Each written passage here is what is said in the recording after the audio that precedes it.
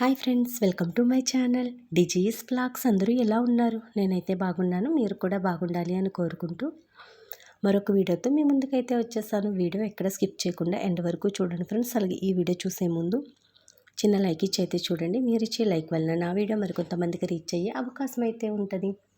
మరి లేట్ ఎందుకు, వీడియోలోకి అయితే వెళ్ళిపోదామా. అప్పుడే ఎండలు అయితే స్టార్ట్ అయిపోయాయి కదండి. మార్నింగ్ 6కి ఎండ అయితే మామూలుగా ఉండటం లేదు. ఎందుకు 2 డేస్ నుంచి మార్నింగ్ 7 అయినప్పటికీ కూడా మబ్బుగా ఏదో వర్షం పడతా అన్నట్టుగా ఉంటుందండి వాతావరణం. అయినప్పటికీ కూడా ఇంకా 10:30 ఆ టైంకి అయితే ఎండ మామూలుగా ఉండటం లేదు. ఇప్పుడు ఇలా చూసి వాతావరణం భలే అనిపిస్తుంది.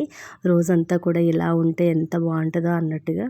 ఇప్పుడు ఎండలే తట్టుకోలేకపోతున్నాం. ఇంకా మే జూన్ నెలలో కాసే ఎండలకు అసలు తట్టుకోగలమా అనిపిస్తుందండి. చాలా ఎక్కువగా ఎండ కాస్తుంది. ఇంట్లో ఉంటే తెలియటం లేదు. కానీ మేడపైకి బట్టలు ఆరేయడానికి వెళ్ళినా, ఏ పని మీదైనా బయటికి వెళ్ళినా ఎండ అయితే చాలా ఎక్కువగా అనిపిస్తుందండి మార్నింగే. సో ఇప్పుడు టైం వచ్చేసి 9 అలా అయింది. ఇంకా నేను పూజ చేసుకున్న తర్వాత వీడియో షూట్ చేయడం అయితే స్టార్ట్ చేశానండి. ముందుగా అయితే పెరిక్కి పాలు కాసేద్దాం కదనేసి పాలు అయితే స్టవ్ మీద పెట్టేసి ఒక పక్క వాషింగ్ మిషన్లో బట్టలు కూడా వేసేసానండి. మార్నింగే వేద్దాం అనుకున్నాను కానీ ఎండ వస్తుందో రాదో, దుప్పట్లు బెడ్షీట్స్ ఎండకి ఎండితేనే బాగుంటాయి కదా, మబ్బుగా ఉంటాయి, మళ్ళీ చెమ్మగా ఉంటాయి అన్నట్టుగా వేయలేదండి. తీరా పోస్తే 9:30 ఆ టైంకి ఎండ అయితే చాలా ఎక్కువగా అనిపించింది. సర్లే ఈ ఎండకి వేస్తే భలే ఉంటాయి కదా బట్టలు అన్నట్టుగా ఇంకా మిషన్ అయితే ఆన్ చేశాను. ఇంకా బెడ్షీట్స్ దుప్పట్లు ఇలాంటివి కదా లిక్విడ్స్ వేసేసిన తర్వాత వాటర్ లెవెల్స్ అన్నవి ఎక్కువ పెట్టనండి. తక్కువ వాటర్ లెవెల్స్ అయితే పెడతాను. ఫస్ట్ వాష్ అయిపోయిన తర్వాత మళ్ళీ వాటర్ లెవెల్స్ అన్నవి పెంచుతాను అనమాట. అలా చేయటం వల్ల లిక్విడ్ అంతా కూడా ఫస్ట్ వాష్కే బట్టలకు బాగా పట్టుకుని వాష్ అవునట్టుగా అనిపిస్తాయండి నాకు. సో ఇంకా మేడ మీదకి అయితే బట్టలు తీసుకొచ్చాను. ఇంతకుముందు వీడియోస్లో మీకు చెప్పాను కదా, ఇక్కడ తెలగపిండి వడియాలు అయితే పెట్టుకుంటున్నారు మేడపైన. చూడ్డానికి అచ్చం గోగు పిడకల్లా కనిపిస్తున్నాయి నాకు అనేసి. సో ఇవేనండి, ఇవి తెలగపిండి వడియాలంట. ఇవి ఏంటంటే ఆయిల్లో ఫ్రై చేసుకుని తినటం అలా కాదంట.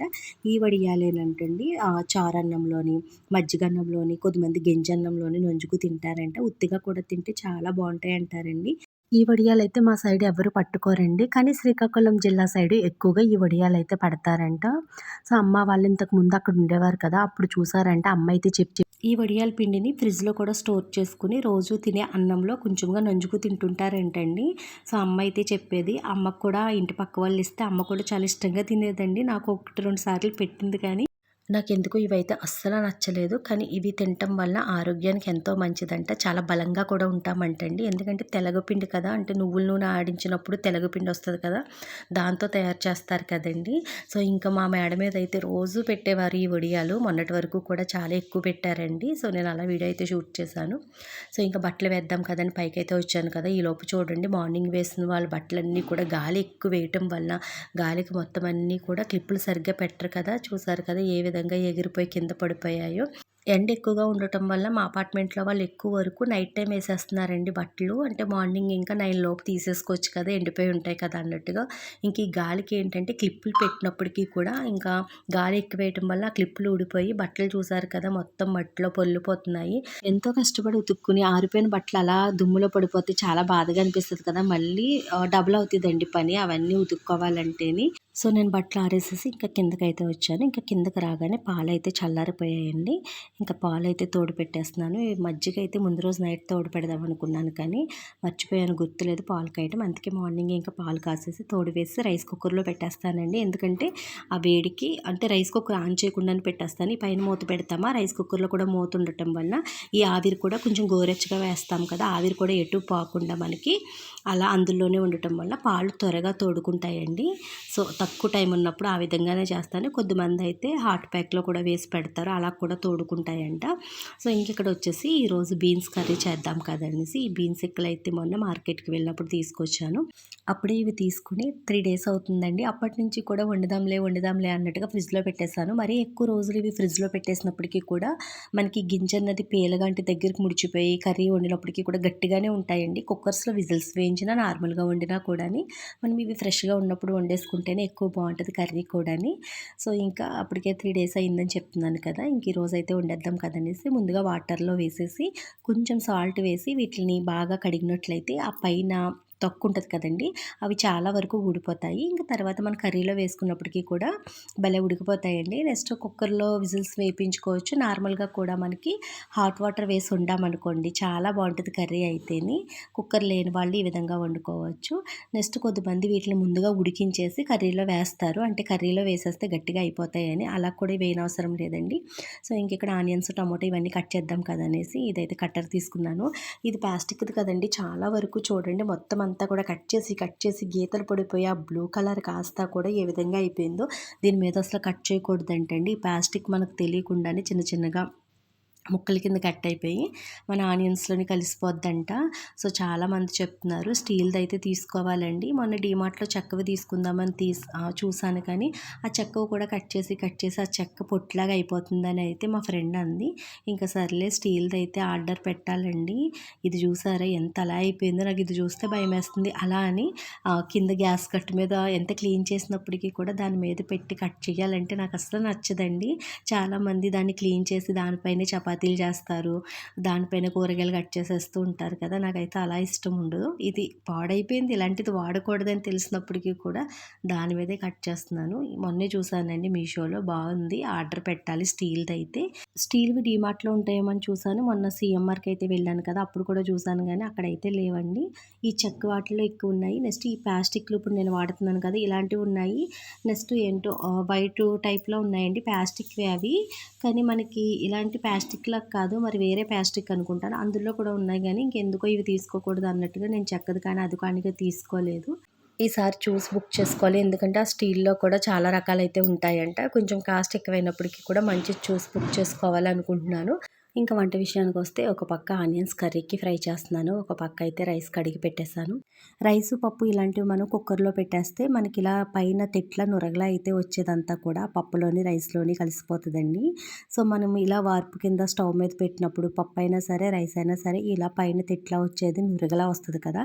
సో అదంతా కూడా వేస్టేజ్ అంట, అది తీసేయాలంట. సో ఇప్పుడు రైస్ అంటే మనకి అన్ని పాలిష్ రైస్ వలన కానీ పూర్వం దంపుడు బియ్యం తినేటప్పుడు ఆ వేస్టేజ్ అన్నది మురుకుగా చాలా అందులో ఉండే చెత్త వేస్టేజ్ అంతా కూడా వచ్చేదంటండి. సో ఇంకా పైన ఉన్నదంతా కూడా తీసేయాలి. సో ఆ విధంగా నేను మామూలుగా రైస్ వండినప్పుడు అయితే తీస్తాను, ఇంకా కుక్కర్లో అయితే తీయడానికి అవ్వదు కదా. సో ఇక్కడ మీరు చూస్తున్నారు కదా, ఆనియన్స్ గోల్డెన్ కలర్ వచ్చేంత వరకు ఫ్రై అయిపోయిన తర్వాత ఇందులో మనం అల్లం వెల్లుల్లి పేస్ట్ అయితే వేసుకుని అది కూడా పచ్చివాసన పోయేంత వరకు ఫ్రై చేసుకోవాలి. సో చాలామంది కర్రీ ఎక్కువ కుక్కర్లో చేసేస్తారు, ఎందుకంటే ఈ బీన్స్ పిక్కలు అన్నవి చాలా గట్టిగా ఉంటాయి, నార్మల్గా చేస్తే ఎక్కువ టైం ఉడికించాలి అన్నట్టుగా. ఇంకా అల్లం వెల్లుల్లి పేస్టు పచ్చివాసన పోయిన తర్వాత అందులో టమోటా ముక్కలు కూడా వేసేసి అవి కూడా బాగా మగ్గేంత వరకు ఫ్రై చేసుకోవాలి. కొంచెం సాల్ట్ వేసినట్లయితే త్వరగా మగ్గిపోతాయి. అయినా ఇప్పుడు మనకి దేశవాళీ టమాటాలు వస్తున్నాయి కాబట్టి ఇవైతే మనకి చాలా బాగా మగ్గిపోతాయండి. అదే హైబ్రిడ్ టమోటా అయితే మనం ఎంత చిన్న చిన్న పీసెస్లా కట్ చేసినప్పటికీ కూడా అవి కర్రీలు అలా ముక్కల్లాగే ఉండిపోతాయి. ఇప్పుడు ఇవైతే మంచి గ్రేవీ వస్తాయి. కలర్ కూడా చూసారు కదా, మంచి కలర్ అయితే కనిపిస్తున్నాయి. ఇంకా టమోటా అయితే భలే మగ్గిపోయింది. ఇందులో ఉప్పు, కారం, పసుపు వేసేసుకుంటే టమోటా కర్రీ అండి. కొంచెం వాటర్ వేసుకున్నామంటే టమోటా గుజ్జు కర్రీ అంటారు కదా, ఆ విధంగా ఉంటుంది, చాలా బాగుంటుంది. అందులో గుడ్లు కూడా కొట్టుకు వేసుకుంటే చాలా టేస్ట్గా అయితే ఉంటుందండి. కానీ మనం ఇక్కడ చేసేది బీన్సిక్కల కర్రీ కదా. సో ఇంకప్పుడు బీన్సిక్కలు అయితే నేను ఉడకపెట్టలేదు, నార్మల్గా కడిగేసాను, చూసారు కదా ముందుగా మీరు. ఆ వాటర్లోంచి బీన్సిక్కలు తీసేసి కర్రీలో అయితే వేసేస్తున్నాను.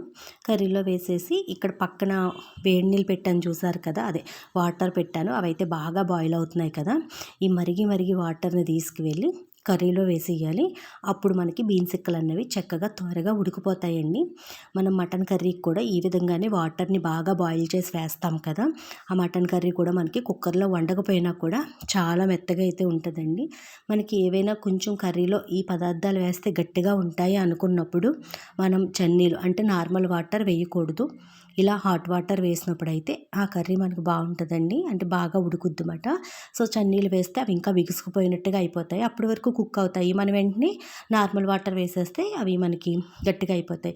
ఇప్పుడు ఇందులో గరం మసాలా, ఉప్పు, కారం, పసుపు, ధనియాలు, జీలకర్ర పొడి వేసుకుని మొత్తం ఈ మసాలా అంతా కూడా మనకి ఈ బీన్సిక్కలకి ఆ టమోటా గ్రేవీకి పట్టేలాగా బాగా కలుపుకుని ఇప్పుడు ఇక్కడ మనం ముందు నుంచి బాగా మరిగిస్తున్న వాటర్ ఉంది కదా, ఈ వాటర్ని తీసుకెళ్ళి ఈ కర్రీలో వేసేసుకోవటమేనండి. ఇంకా వాటర్ అంతా కూడా బాగా దగ్గర పడేంత వరకు ఉడికించేసుకున్నట్లయితే మనకి కర్రీ చాలా తక్కువ టైంలో అయిపోతది. కుక్కర్ ఉంటే ఇంకా తక్కువ టైంలో అయిపోవచ్చు. కానీ కుక్కర్ లేని వాళ్ళు ఈ విధంగా చేసుకుంటే మనకి సేమ్ ఈ ఇక్కలనేవి కుక్కర్‌లో చేసిన కర్రీ ఏ విధంగా ఉంటదో అదే విధంగా ఉంటాయి. ఇక్కలన్నవి తక్కువ టైంలోనే మనకి ఉడికిపోతాయండి.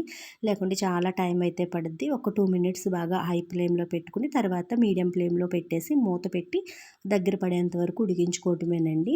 సో, ఈ బీన్స్ ఇక్కలనే కాదు ఏదైనా సరే మనకి కంద, పెండలం ఇలాంటివి వండినప్పుడు కూడా గట్టిగా ఉంటాయి అనుకుంటాం కదా! ముక్కలు ఉడకవేమో అనేసి. అలాంటి వాటికైనా సరే వాటర్‌ని బాగా మరిగించి ఆ కూరలో వేసుకున్నట్లయితేనే మనకి ముక్కలనేవి భలే ఉడుకుతాయి.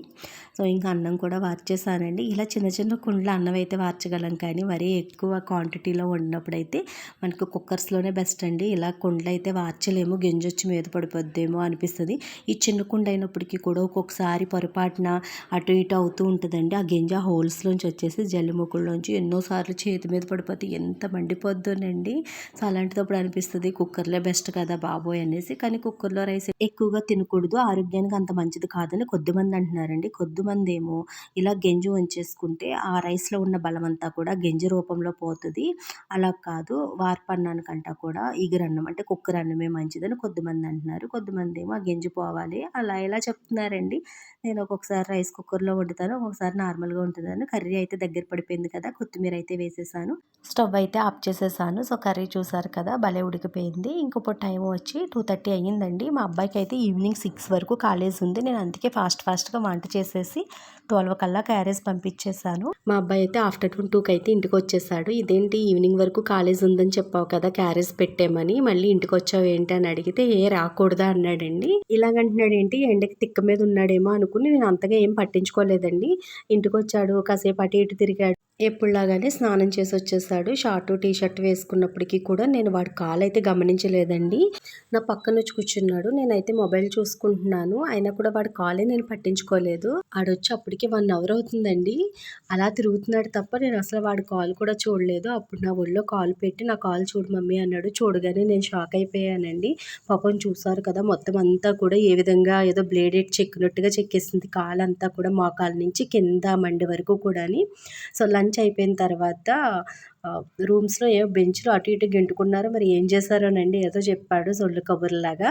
లంచ్ అయిన తర్వాత తాడిల్లా ఎదిగారు. కాలేజ్‌లో కూడా ఆటలాడతారనుకుంటాను. నేను వీడియోలో అదే చెప్తున్నాననేసి నన్ను చెప్పనివ్వకుండా మొఖం నొక్కేసి వీడియో షూట్ చేయనివ్వకుండా అలా ఇలా అయితే చేసేస్తున్నాడండి.